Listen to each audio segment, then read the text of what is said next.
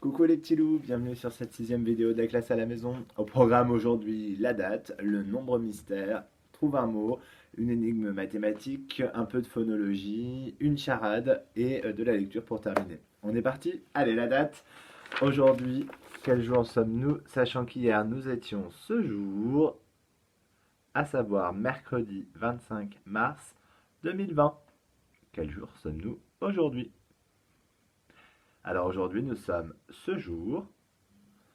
Nous sommes donc jeudi 26 mars 2020. Et si on écrit, voilà ce que ça donne. À l'endroit, c'est mieux.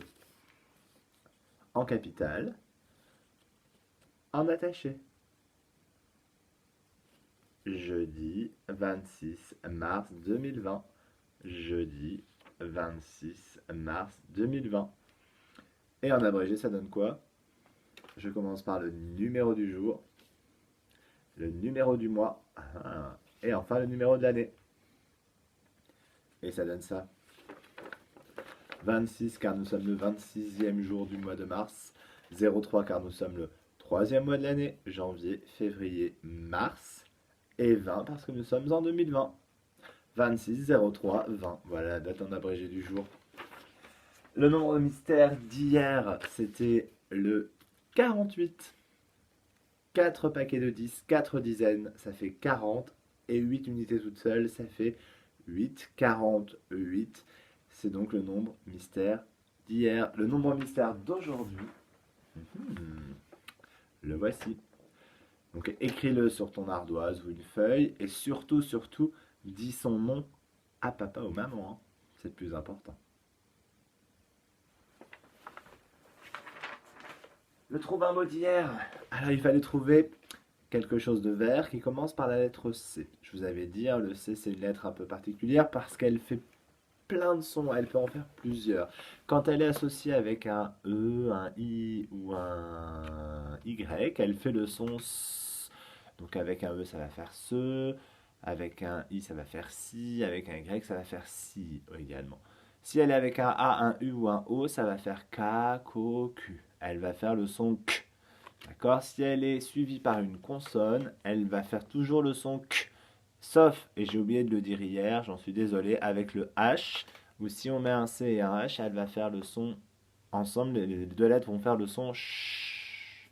Ok, alors vous avez été très nombreux à trouver plein de choses super. Donc, par exemple, vous avez pensé à cactus, couverture, crocodile, caïman, claquette, crotte de nez, cornichon, courgette, camion poubelle, chou. Voilà, plein de mots qui commencent par la lettre C et qui sont des choses vertes.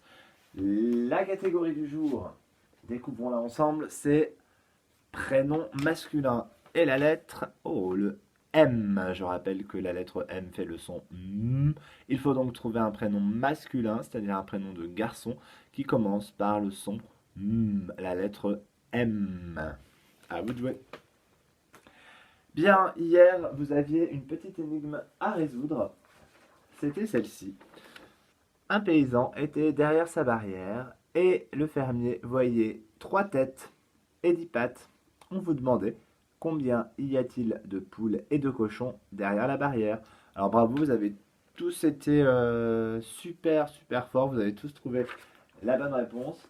Alors on va essayer de voir comment on peut trouver justement cette réponse. Donc on savait qu'il y avait 3 têtes, ça c'était une évidence. 3 têtes, ça veut dire que vu qu'on n'a que des cochons et des poules, on peut avoir soit 3 cochons, soit 3 poules, soit 2 poules et un cochon, soit 2 cochons et une poule, puisque chaque animal a une seule tête, hein, évidemment.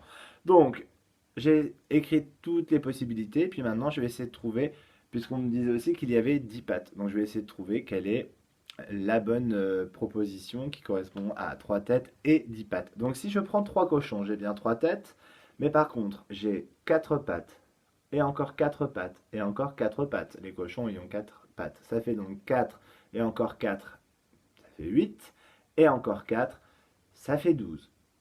Donc 12 n'est pas 10, donc il ne peut pas y avoir 3 cochons. Je barre donc cette proposition. Ce n'est pas possible. Ensuite, il y avait l'autre proposition, c'était 3 poules. Chaque poule a 2 pattes, donc ça fait 2, 4, 6. Ça fait 6 pattes. On n'a donc pas 10 pattes, donc ça ne pouvait pas être 3 poules. Ensuite, 2 poules et un cochon. 2 poules, ça fait 2 et 2, 4 pattes. Et encore les 4 pattes du cochon, ça fait 8 pattes. Ce n'est pas 10. On ne peut donc pas avoir 2 poules et un cochon. Et enfin, la dernière proposition, c'était 2 cochons et une poule, ce qui fait 4 et encore 4, ça fait 8. Et 2, 10. Et voilà, il fallait donc trouver qu'il y avait derrière la barrière 2 cochons et une poule. On pouvait aussi, pour aller plus vite, réfléchir à la décomposition du nombre 10 en 3 parties. Et donc savoir que 4 et 4, 8 et 2, 10, ça faisait bien 3 animaux et que ça faisait bien 10. Bravo. La petite énigme mathématique du jour, elle est un peu dans le même esprit que celle d'hier. Voilà, alors nous avons affaire à des chameaux et des dromadaires. Donc je vous rappelle que chameau, chameau, il y a 2 syllabes, il a 2 bosses. Donc ça veut dire que le dromadaire, qui n'a pas 2 syllabes dans son nom, a une bosse. Puisque de toute façon c'est ou 2 bosses ou une bosse. Si on ne sait plus, le chameau, 2 bosses, hop, on se souvient, 2 syllabes dans chameau, 2 bosses au chameau. Le dromadaire en a une. Donc là, c'est une histoire de bosse, comme je vous le disais. Donc, dans un troupeau composé de chameaux ayant 2 bosses et de dromadaires ayant une bosse, on compte 12 têtes et 20 bosses. Je répète, dans un troupeau composé de chameaux, les chameaux ont 2 bosses, et de dromadaires, les dromadaires ont une bosse, on compte 12 têtes et 20 bosses. La question c'est, combien y a-t-il de dromadaires? Bon courage, et à demain pour la réponse. Alors, on poursuit avec un peu de phonologie. Donc, hier, on était sur le jeu de la rime. Donc, je vous avais proposé le mot drapeau. Donc, drapeau, 2 syllabes. La première, c'est dra.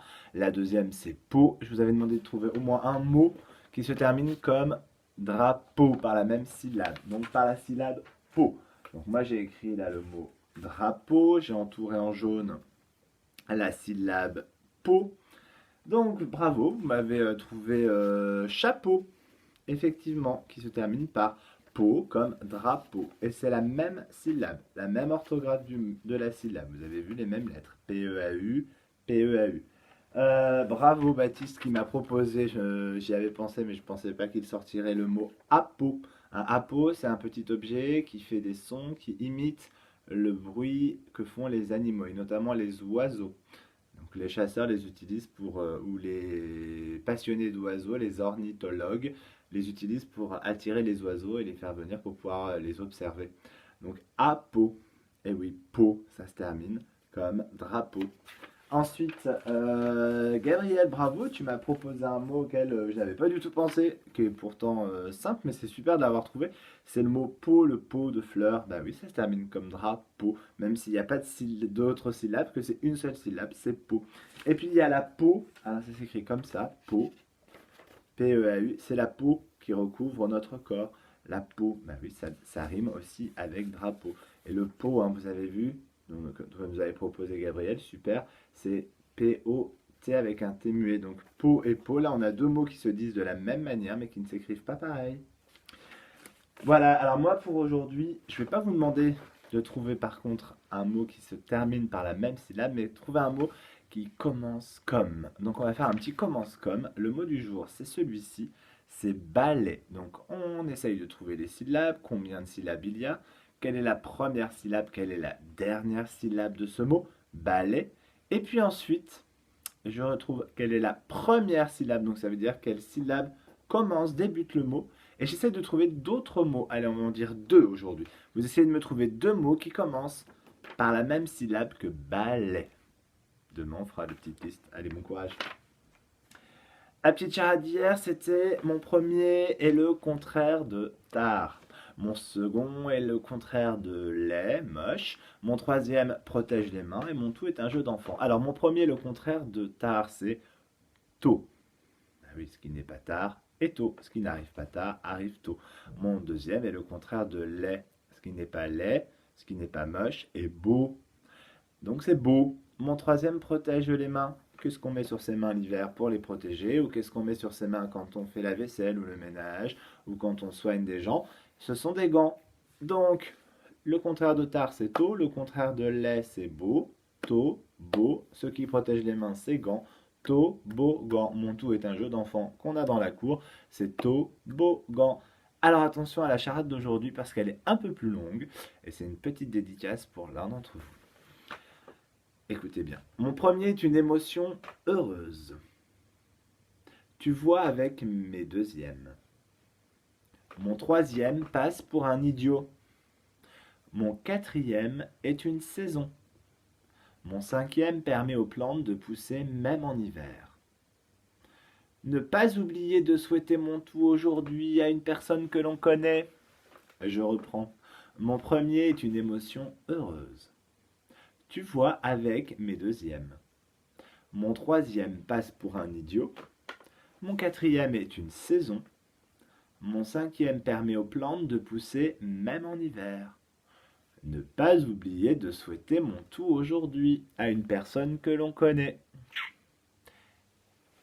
Alors pour terminer, chers enfants, je vous invite à écouter de nouveau l'histoire de Crotte de Nez, puisque aujourd'hui j'ai demandé à papa et maman, j'ai fait une petite série de questions que je vous mettrai papa ou maman en pièce jointe. Donc n'hésitez pas à reprendre toutes les questions que j'ai pu mettre et puis à les poser à votre enfant. Voilà. Donc les enfants, papa ou maman vont vous poser des questions sur cette histoire, à vous d'y répondre. Et puis je vous ai placé aussi, je vous mettrai aussi en pièce jointe toutes les illustrations, puisque les enfants, je vais vous demander de partir à la chasse, à la mouche.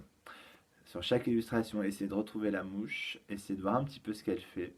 Et puis demain, je vous donnerai un petit travail par rapport à elle. Donc soyez bien attentifs. Bon, bah, les amis, je vous dis à demain. Travaillez bien, passez une belle journée ensoleillée et très bon anniversaire, Lenny. Je t'embrasse.